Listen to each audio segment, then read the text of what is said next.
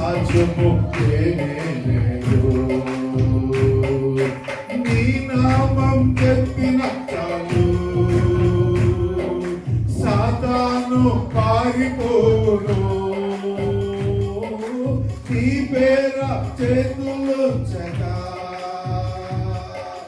వ్యాధులెల్ల మాయము.